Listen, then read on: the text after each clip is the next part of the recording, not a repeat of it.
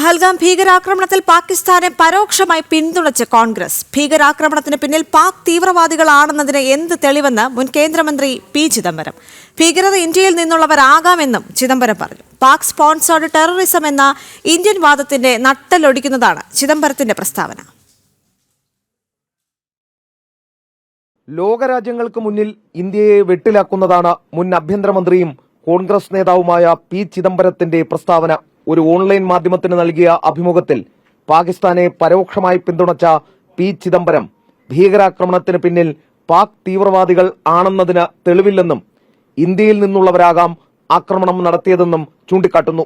പഹൽഗാം ആക്രമണത്തിന് ശേഷം ഇന്ത്യ നടത്തിയ പ്രത്യാക്രമണത്തിൽ രാജ്യത്തിന് വൻ നാശനഷ്ടം സംഭവിച്ചെന്ന് രാഹുൽ ഗാന്ധിയുടെ ആരോപണങ്ങളും ചിദംബരം ഏറ്റുപിടിച്ചു. യുദ്ധമുണ്ടാകുമ്പോൾ ഇരുഭാഗത്തും നാശനഷ്ടമുണ്ടാകുമെന്നും ഇന്ത്യ അത് മറച്ചുവെക്കുന്നുവെന്നും ചിദംബരം ആക്ഷേപിച്ചു. അതേസമയം പി ചിദംബരത്തിന്റെ പരാമർശത്തിനെതിരെ ബിജെപി രംഗത്തെത്തി. പാകിസ്ഥാന് ക്ലീൻ ചിറ്റ് നൽകാൻ കോൺഗ്രസ് നേതാക്കൾ തിടുക്കം കാട്ടുകയാണ്. ഇസ്ലാമാബാദിന്റെ അഭിഭാഷകരെ പോലെയാണ് അവരുടെ പെരുമാറ്റമെന്നും ബിജെപി ആരോപിച്ചു. എസ് ശ്രീകാന്ത്, ജനം, ഡൽഹി.